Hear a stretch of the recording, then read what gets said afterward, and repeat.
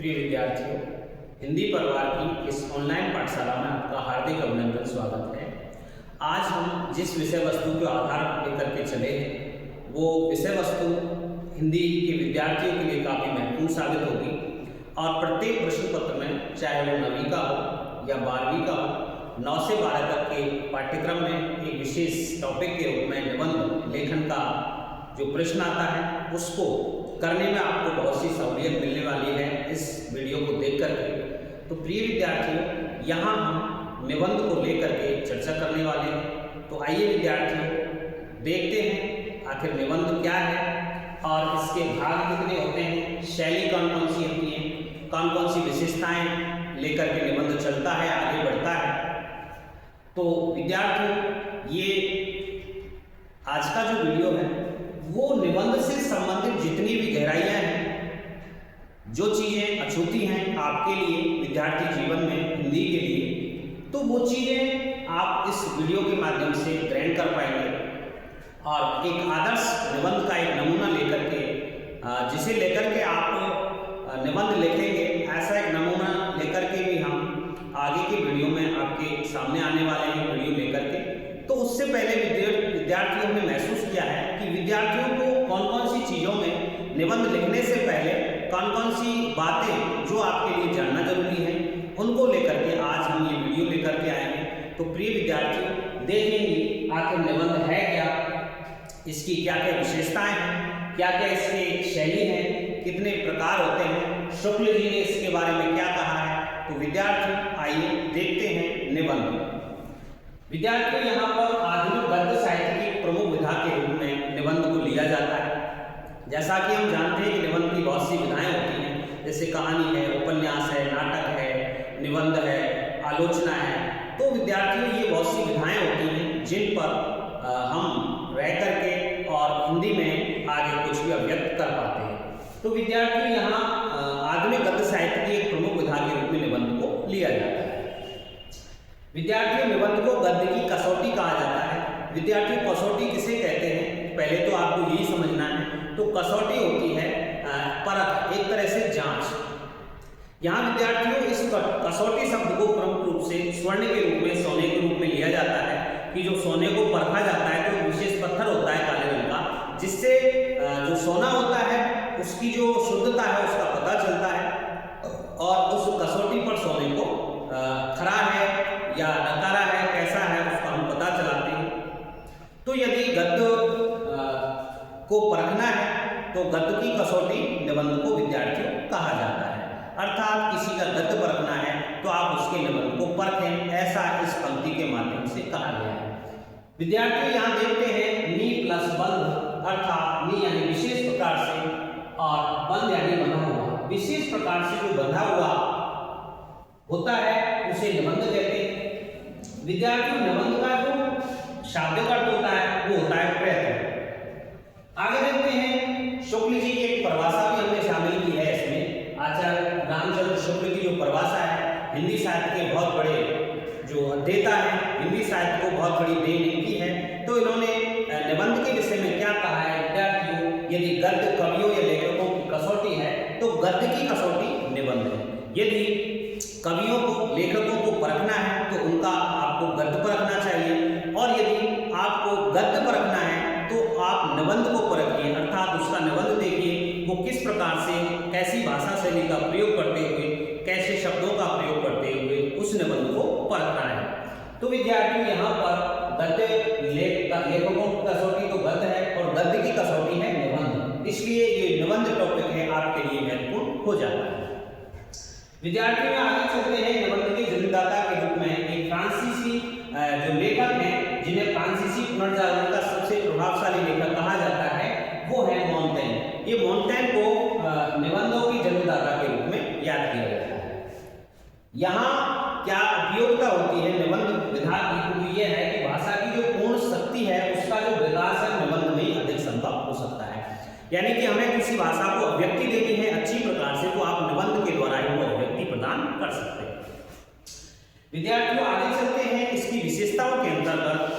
तो इसमें है कि वह गद्य रचना जिसमें सीमित आकार में, सीमित आकार के भीतर ये विशेषताएं होनी चाहिए। आकार सीमित हो लेकिन विशेषताएं ये प्रकार हो, इसमें निजीपन होना चाहिए, स्वच्छता होनी चाहिए, सौष्ठव होना चाहिए, सौष्ठव यानी सौंदर्य होना चाहिए, सजीवता यानी कि उसे देख करके ऐसा एहसास हो कि हम बिल्कुल उस सजीव वातावरण से चित्र प्रस्तुत करके देख रहे हैं। तो ऐसी जो गद्य रचना है जिसमें कम आकार में, छोटे आकार में निजीपन, स्वच्छता, सौष्ठव, सजीवता, आवश्यक संगति के साथ में किसी विषय का जो वर्णन किया जाता है लेकिन आकार सीमित हो, यानी कि कहने का तात्पर्य है गागर में सागर भरना, अर्थात जिसमें वह गद्य रचना जिसमें सीमित आकार के भीतर निजीपन, स्वच्छता, सौष्ठव, सजीवता, आवश्यक संगति के साथ किसी विषय का जो वर्णन किया जाता है तो वो निबंध कहा जाता है।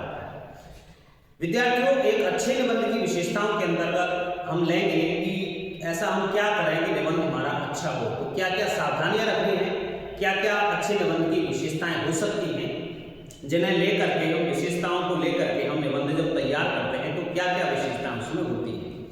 देखिए, सबसे पहली विशेषता यह है कि विषय के अनुरूप भाषा का प्रयोग हमें करना है। कैसा विषय या प्रकरण दिया हुआ है उसको उसी के अनुसार भाषा का प्रयोग हमें करना है। विचारों में परस्पर तारतम्य होना चाहिए। जो निबंध वाक्य में यानी कि निबंध के प्रारंभिक अंश में जो विचार लिए गए हैं वो अंत तक, मध्य में और अंत तक जो विचार है वो तारतम्यता लिए हुए एक दूसरे से जुड़े हुए संबंध होने चाहिए। विद्यार्थियों, निबंध को कई अनुच्छेदों में विभक्त करके लिखा जाता है पैराग्राफ्स में। तो जो अंतिम अनुच्छेद है, अंतिम पैराग्राफ है, उसको उसमें क्या करना है, पहले वाले जितने भी अनुच्छेद हैं उसमें कही गई बातों का जो सारांश है वो अंतिम उसमें देना चाहिए। सबसे प्रमुख बात और ये भी है कि शुद्ध वर्तनी का प्रयोग हमें करना चाहिए। विराम चिन्हों का जो यथासंभव प्रयोग है वो करना चाहिए। और एक बात और आती है विद्यार्थियों के लिए प्रश्न पत्र हल करते समय कि आपको क्या ध्यान रखना है, शब्द सीमा का ध्यान भी आपको रखना है। कई बार क्या है 250 से 300 शब्द, 500 से 600 शब्द, ऐसे शब्द सीमा का ध्यान में रख करके आप ये समझें कि एक पंक्ति में लगभग 10 शब्द होते हैं, तो आप जैसे 300 शब्दों का लिखना है तो उसमें आपको 30-35 पंक्तियां आपको लिखनी है, तो शब्द सीमा का ध्यान भी आपको रखना चाहिए। विद्यार्थियों, निबंध में मौलिकता, स्पष्टता और सजीवता भी झलकनी चाहिए। संकेत बिंदुओं के आधार पर अनुच्छेदों में लिखा हुआ निबंध होना चाहिए। लेखन से पूर्व विद्यार्थियों को रूपरेखा का अंकन भी कर लेना चाहिए और संकेत बिंदु भी बना लेने चाहिए। विद्यार्थियों, निबंध जब हम लिखना शुरू करते हैं तो डायरेक्ट हम लिखने शुरू करने से पहले, उन बिंदुओं को मिलाने से पहले, बिंदुओं में हम अपने भावों को जो व्यक्त करें उससे पहले हमें रूपरेखा बनानी है। उस निबंध का एक स्ट्रक्चर अपने दिमाग में बनाना है और वो जो उसकी जो रूपरेखा है, स्ट्रक्चर है, वो आपको लिखना है कि कौन कौन से बिंदुओं को आधार बना करके हम काम करने वाले हैं, उस निबंध को लिखने वाले हैं। फिर रूपरेखा बनेगी और उसी रूपरेखा के आधार पर हम संकेत बिंदुओं को लेकर के आगे बढ़ते हुए निबंध को लिखेंगे।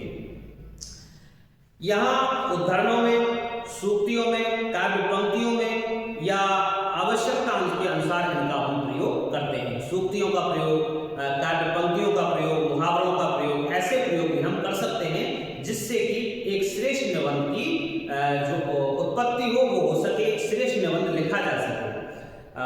एक बात ये भी ध्यान रखनी विद्यार्थियों को, वाक्यों की पुनरावृत्ति से बचना चाहिए। कोई पंक्ति बार बार हमें नहीं लिखनी है। पुनरावृत्ति यानी कि बार बार आने वाले जो वाक्य हैं उनको नहीं लिखना है। निबंध के उपसंहार में आपको सारांश अवश्य रूप से लिखना है। विद्यार्थियों, आगे चलते हैं कि निबंध के भाग कितने हैं, किस प्रकार से हमें लिखना है, क्या क्या चीजें याद रखनी है। तो इसमें यह है विद्यार्थियों, निबंध के जो भाग हैं वो 3 माने गए हैं। पहला है आरंभ, दूसरा है मध्य और तीसरा है अंत। विद्यार्थियों, आरंभ जो भाग होता है यह भूमिका कहते हैं इसको, या प्रस्तावना कह सकते हैं। इसको 2 नामों से अभिहित किया जाता है। आरंभ जो होता है निबंध का वो या तो प्रस्तावना होती है या भूमिका होती है। विद्यार्थी, प्रस्तावना भूमिका जो होती है वो एक प्रारंभिक दरवाजा है जहां से हम निबंध को शुरू करते हैं। निबंध का प्रारंभ और ये सूचना दी जाती है कि हम इस निबंध में ये करने वाले हैं। एक सूचना देने का काम ये प्रस्तावना करती है और इसकी शुरुआत करते हैं हम किसी भी उदाहरण से, सूक्ति से, मुहावरे से या काव्य पंक्ति यदि इसमें हो तो एक श्रेष्ठ निबंध उभर करके हमारे सामने आता है। तो आपको सूक्ति या काव्य पंक्तियां यहाँ इस भाग में लिखनी है। ये प्रवेश द्वार है निबंध का, सूचना देता है आगे आने वाले आगे देखते हैं विद्यार्थियों मध्य भाग, इसे विस्तार कहते हैं, प्रसार कहते हैं। ये एक प्रमुख भाग है निबंध का, और इस भाग में, इस मध्य भाग में ही हम अनुच्छेदों में विभक्त करके निबंध को लिखते हैं। तो यहाँ जो भी अनुच्छेद होंगे विद्यार्थियों, जो भी पैराग्राफ्स होंगे वो एक दूसरे से संबद्ध होंगे, यानी कि पहले वाला जो अनुच्छेद है वो दूसरे वाले से, दूसरे वाला वो तीसरे वाले से, उसमें जो विषय की प्रकरण की जो समानता है, वो संबद्धता है, वो इसमें आएगी। ये मुख्य भाग होता है, अपने जो विचार है इसमें हम कहते हैं, और ये व्याख्या के रूप में होता है, इसे विस्तार से लिखना होता है। चूंकि विस्तार से लिखते हैं फिर भी इसमें क्या है, हमें अनुच्छेदों का प्रयोग करना होता है। विद्यार्थियों काफी महत्वपूर्ण जो इसका अंतिम भाग होता है, जिसे उपसंहार कहते हैं, समाप्ति जिसको कहते हैं, इस भाग में हमें क्या लिखना है, सारांश लिखना है। उस निबंध का, उस प्रकरण का जो सार है वो हमें लिखना है। इसमें एक तरह से हमें जितना भी उसका निचोड़ है उस निबंध का यहाँ पर हम लिख देते हैं। इस भाग में ये भी ध्यान रखना है आपको कि उस भाग में आपको क्या करना है कि अपनी मौलिक मान्यताएं जो हम स्वयं महसूस कर सकते हैं, संभावनाएं, उस विषय से संबंधित जो संभावनाएं हैं वो भी लिखते हैं कि ऐसा भी होना चाहिए। तो चाहिए शब्द, संभावनाएं, मान्यताएं, उपलब्धियां, उनका समावेश इसमें कर लेना चाहिए। विद्यार्थियों आइए अब आते हैं निबंध के प्रकार या भेदों की तरफ। तो प्रमुख रूप से आपको ये निबंध के भेद दिखाए गए हैं। यहाँ विद्यार्थियों पहले देखते हैं तो मुख्य रूप से निबंध के दो ही भेद होते हैं, व्यक्ति प्रधान और विषय प्रधान। व्यक्ति प्रधान और विषय प्रधान ये मुख्य भेद होते हैं, लेकिन हमें जो निबंध दिखाई देते हैं सामान्य रूप से वो इस 6 प्रकार के दिखाई देते हैं। विद्यार्थी देखते हैं, पहला है वर्णनात्मक निबंध, जिसमें हम वर्णों की अधिकता को प्रश्रय देते हैं, अर्थात वर्णनात्मक में हमें कोई प्राकृतिक दृश्य हो या उत्सव का वर्णन करना हो या मेले का वर्णन करना हो, किसी तीर्थ का वर्णन करना हो या किसी ऋतु का वर्णन करना हो, तो ऐसे वर्णन करने वाले जो निबंध होते हैं जिनमें प्राकृतिक दृश्यों का, मेले का, उत्सव का, तीर्थों का, नगर का जो वर्णन करना हो, तो वर्णनात्मक निबंधों की श्रेणी में आता है। दूसरा जो प्रकार होता है विद्यार्थियों को विवरणात्मक निबंध होता है। एक तरह से व्याख्या के रूप में इसको हम लिखते हैं। युद्धों का विवरण है, यात्राओं का विवरण है, जीवियों का, शासकों, कार्यों का विवरण है, ऐतिहासिक घटनाओं का विवरण है, वो विवरणात्मक निबंध के अंतर्गत आता है। विद्यार्थी विचारात्मक निबंधों के अंतर्गत तीसरा जो रूप है विचारात्मक निबंध, उसमें बुद्धि तत्व की प्रधानता वाले विषय आते हैं, चिंतन की प्रधानता होती है। इसमें मनोवैज्ञानिक निबंध जो आते हैं, दार्शनिक और आध्यात्मिक निबंध इनके अंतर्गत आते हैं। चौथा जो रूप होता है विद्यार्थियों भावात्मक निबंधों का होता है। इसमें राग तत्व की महत्वपूर्णता होती है और भावात्मकता की प्रधानता वाले और अनुभूति वाले, गहन अनुभूति जिसमें की जाती है, भावों की जो गहन अनुभूति है, ऐसा और व्यक्तिपरक निबंध इसके अंतर्गत आते हैं। विद्यार्थियों संस्मरणात्मक निबंध आपको बहुत से देखने को मिलेंगे। तो वहाँ किसी भी यात्रा पर या रिपोर्टाज, संस्मरण, रेखाचित्र ऐसे और डायरी शैली में लिखे हुए निबंध यहाँ पर संस्मरणात्मक निबंधों के अंतर्गत आते हैं। विद्यार्थियों ये जो ललित निबंध लिखा हुआ है ये बहुत ही इंपॉर्टेंट होता है, और यहाँ हिंदी साहित्य के अंतर्गत आपके पाठ्यक्रम में 9 से 12 के में ये बहुत मिलता है कि ये ललित निबंध है। तो आपको सबसे पहले तो ये देखना है कि ललित निबंध क्या है और आधुनिक हिंदी में कौन कौन से जो लेखक हैं जो ललित निबंधकार कहे जाते हैं ये भी लिखना है, ये भी आपको ध्यान रखना है। तो विद्यार्थियों कुछ निबंध भाषा शैली, वाक्य रचना, अलंकार, मुहावरे की विशेष चीज आ रही भाषा शैली, यानी कि जो शिल्प सौंदर्य होता है किसी वस्तु स्थिति का, किसी भी भाषा का, जैसे देखिए भाषा शैली, वाक्य रचना, अलंकार, मुहावरे आदि के प्रयोग के द्वारा जो निबंध इस प्रकार से लिखे जाते हैं कि उसकी जो पठनीयता है वो भाषा सौंदर्य के कारण पाठक को कैसा बनाती है, आकर्षित करने के लिए पर्याप्त होती है। अर्थात उस विषय वस्तु प्रमुखता नहीं हो, फिर भी यदि किसी भाषा को लेकर के भाषा के द्वारा, अलंकारों के द्वारा, मुहावरों के द्वारा, वाक्य की रचना के द्वारा वो इस प्रकार से प्रस्तुत होते हैं कि वो अपनी एक तरह से हट करने लगते हैं कि मुझे पढ़ना है, अर्थात वो इसलिए आकर्षित करने वाले हो जाते हैं निबंध भाषा शैली के कारण, अलंकारों के कारण, तो वो पर्याप्त होते हैं भाषा से किसी व्यक्ति को पढ़ने के लिए, पठनीय, आकर्षित करने वाले होते हैं। ऐसे निबंध ललित निबंध की श्रेणी में आते हैं। विद्यार्थियों आपके पाठों में, आपके पाठ्यक्रम के अनुसार, माध्यमिक शिक्षा बोर्ड राजस्थान के अनुसार वहाँ हिंदी के पाठ्यक्रम में एक ललित निबंधकार बहुत ही अच्छी श्रेणी के दिखाई देते हैं वो हजारी प्रसाद द्विवेदी जी हैं। उनके आपने देखे शीरीष के फूल है। इस तरह का जो निबंध है वो ललित निबंध की श्रेणी में आती है। उसकी भाषा पढ़िए, आप भाषा शैली पढ़ेंगे, अलंकारों का प्रयोग, वाक्य रचना किस प्रकार की है, जो पठनीय बनाने का काम करती है, तो ललित निबंध इस प्रकार से होते हैं। तो यहाँ कई बार प्रश्न भी आ जाता है कि हिंदी के प्रमुख ललित निबंधकार हैं, तो यहाँ हजारी प्रसाद द्विवेदी है, कुबेरनाथ राय है, विद्यानिवास मिश्र है, विवेकी राय है, इस प्रकार से आपको देखते हैं। अब इस निबंध शीर्षक के अंतर्गत एक ये और रहता है कि कौन सी निबंध शैली है। यहाँ यदि कोई निबंध आपके पाठ्यक्रम में दिया हुआ है और वो व्याख्या के रूप में जब आ जाता है तो यहाँ उस विशेष में लिखने के लिए आपके लिए बहुत ही महत्वपूर्ण भूमिका निभाता है। तो यहाँ विद्यार्थियों ये जो निबंध शैली है वो यहाँ पर 5 भागों में बांटी गई है।